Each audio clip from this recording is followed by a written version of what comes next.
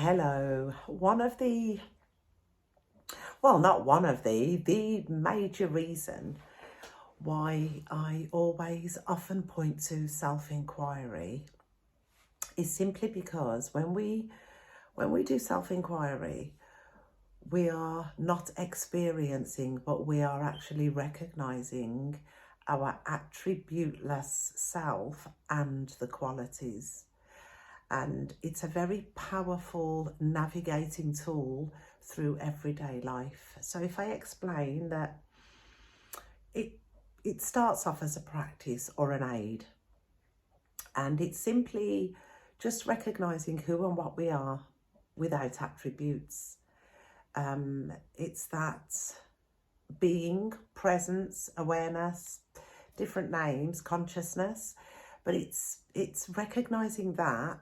And I've just, from this perspective, I found that a very useful tool first thing in the morning, obviously during the day, but definitely before going off to sleep, because if you go to sleep in that conscious state of awakened being, it lasts for the 8 hours that you're sleeping. So when the body comes up, you can just sense the aliveness, the existence, the pureness of who you are.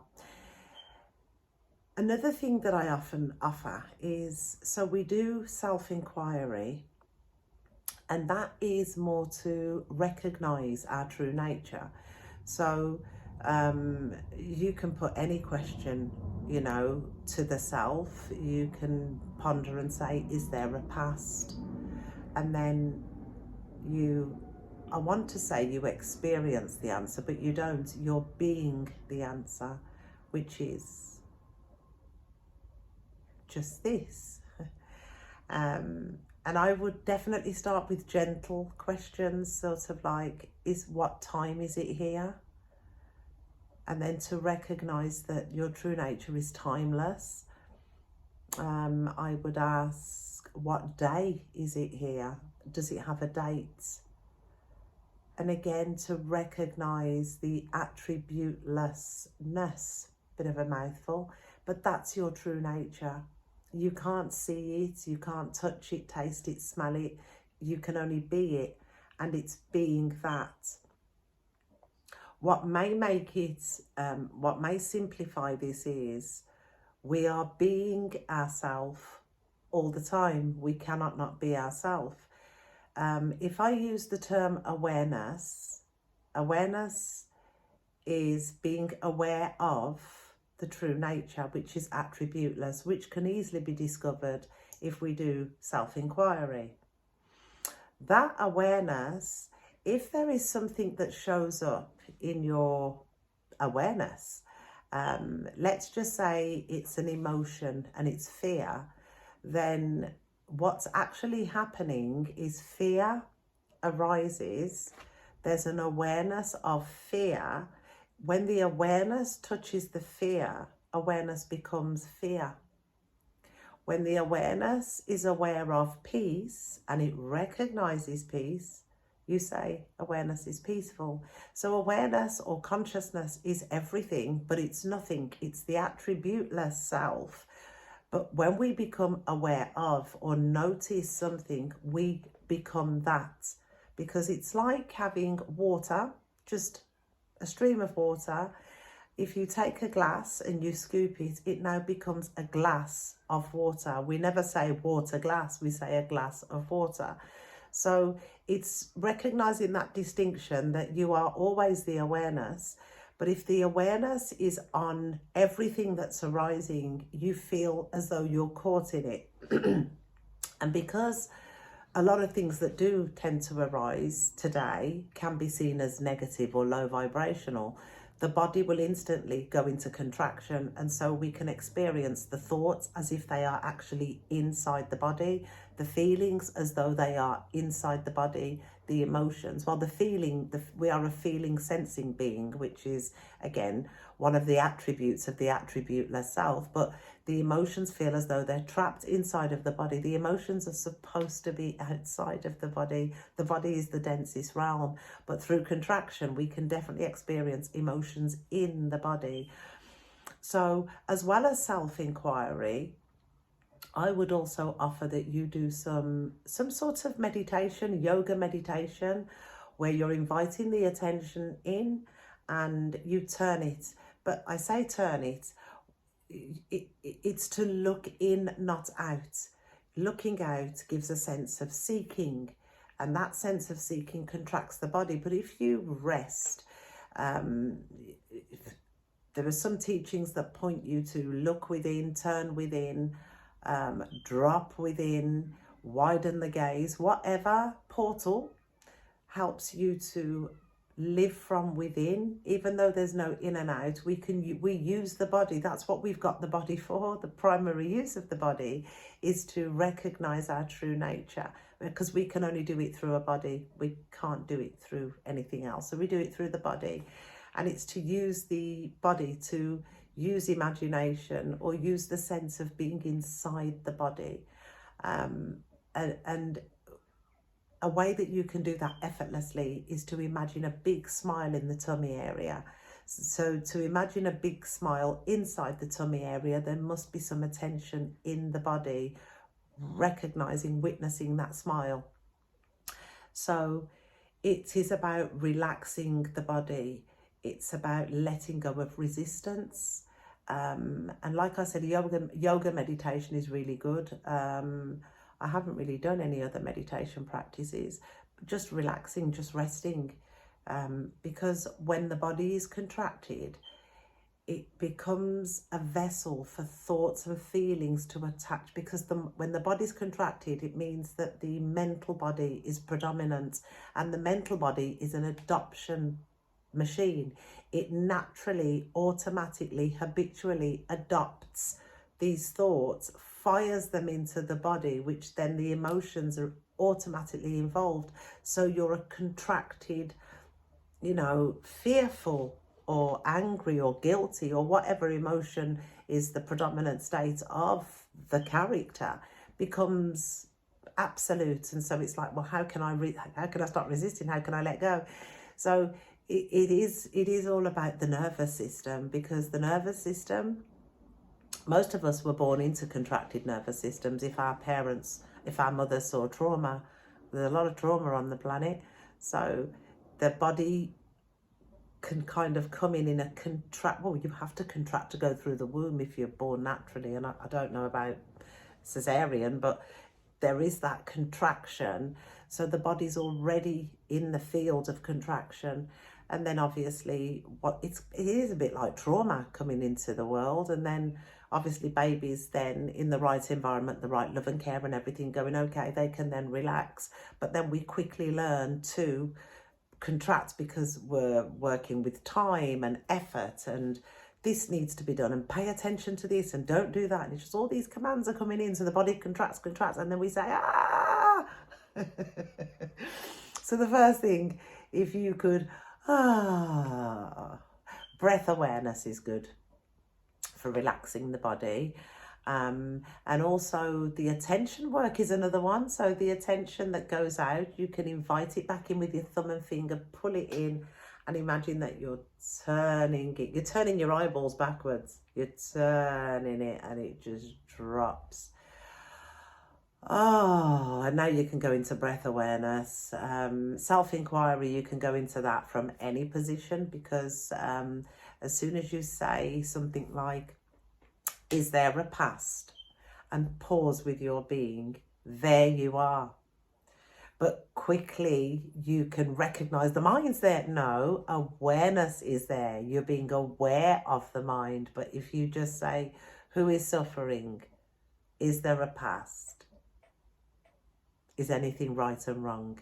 Is anything good and bad? Ask anything, absolutely anything. And then pause, because there you are. You are the awareness.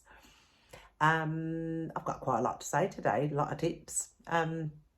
Because the aim is really to be established as awareness, being aware of its true nature. Now, its true nature is attributeless. But when you are aware of attributeless, you can then affirm with your mouth the qualities of attributeless. So the qualities that I've found is Awareness is aware of itself. Awareness's true nature is attributeless. It's all powerful. Oh, it's peaceful, ageless, timeless, ever present, beautiful, loving, isness. And so if something arises, like I think the sound will pick up the aeroplane arising over the house, and if I had an annoyance because the aeroplane is disturbing me while I'm recording, then the body can contract, and when it contracts, the mind will give a narration, oh, there goes the aeroplane over the house again. But if I am rested and that happens, I'll be able to hear that thought, and there's no tendency to identify with that thought because I am in the ever-present, timeless, ageless, beautiful, loving space of awareness. So it doesn't matter what happens because you are there. It's free, it's freedom.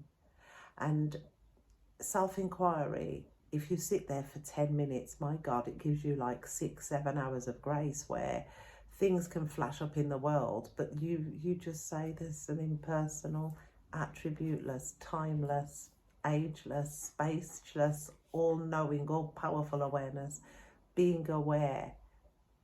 The thing's gone. You've killed it with a wand of the power of your words. So you just say, being aware of being aware. And it's also to take the seriousness out of that which shows up. You may not agree, but it's only serious because we've called it serious. I'm not saying things don't happen. No, don't get me wrong there. Things do happen. Things happen that can have a negative impact. But if you take the seriousness out of it, that it's happened, it's flipping happens now. Doesn't mean you roll around and laugh, but if you remove the gravity, remove the comparison, I prefer this to that, remove, because all we've got is constructs of concepts. That's what gets fired in, that's what gets delivered. So if there's a strong identity of being a body, the construct of concepts come as a delivery to get you to identify more as a body. If there's a turbulence with the mind, the construct of concepts are delivered and that come to the mind. And it's the same with the emotions. So you've just got these balls of constructs of concepts. That's all that they are, because all said and done, I always say this, I say it to young mothers who are panicking about their babies. I say, so how do you sleep? If this baby needs all of this attention and something's going to happen and this and all this narration, how come you can drop that baby every night and go to sleep? Well, we do. We drop everything. We drop the sense of who we are as the character. We drop the bank balance. We drop the house. We drop the car. We drop the responsibilities and we go to sleep. So how serious is this game? It's as serious as you want it to be. I say get that balance. Some things they do need to be attended to, but we don't have to be serious. We can just be ourselves. Be aware of the power, ageless, timeless, beautiful,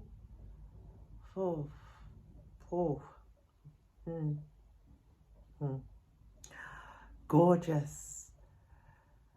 Oh. And those words lift the not even vibration. You just you stop creating. You stop creating because you don't need to. And it's like being in the kingdom of heaven. I love the way that Jesus said it. He told us we could ask, believe and receive. He said you can do that, you can ask, so you have a desire, but it's not your desire, it's something that resonates with you, which means if it resonates with you and it's jumped in your field, it means it's yours. But we push and pull against it, let it go, let the thing fall. When you have mastered that desirelessness, you become rested in the kingdom and you don't need to ask. You don't need the self-knows. You know what is preferred. You know what you like without having to compare it to what you don't like. You already know. Do I prefer tea or coffee? I prefer coffee. I'll drink tea, but I prefer coffee. There was a time when I preferred tea. Do I prefer a horror movie or a comedy? A comedy. I don't have to have a narration about the horror movie because it doesn't come into my existence because I don't have no tendencies that would attract a horror movie on the TV. So it's all a game. But when we get really serious and really bogged down and really trying and really seeking, it becomes a real yucky game. So give yourself a break. Self-inquiry is a fantastic tool. It's a fantastic tool to put yourself under the spotlight of awareness, because you are the awareness and you're the one talking. You are everything, but you are nothing. It's the balance. You are the never changing and the changing. So the changing asks the never changing, and there is the never changing. The changing doesn't exist. And then the changing asks another question, and there is the never changing. So it's you are that. You are the ocean and you are the wave simultaneously, but the wave is always changing. It can be fiery or it can be calm. But if you recognize that you are the absolute ocean, you will let that wave come and go and you don't get involved, because you will see that this is just the dance of life and it's a vibrational dance. And if we've been accepting invitations and we've been identifying with that which arises and personalizing it and comparing it, then we are on the ride. We've become the wave and it's up and down. But if we say enough is enough, is there suffering? There you are. Is there a past? There you are. Is there any good and bad? There you are.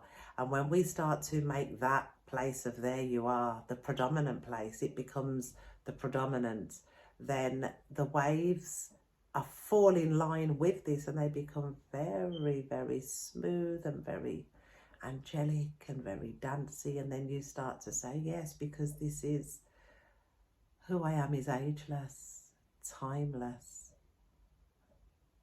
attributeless, all-knowing, ever-present, impersonal. I am that I am.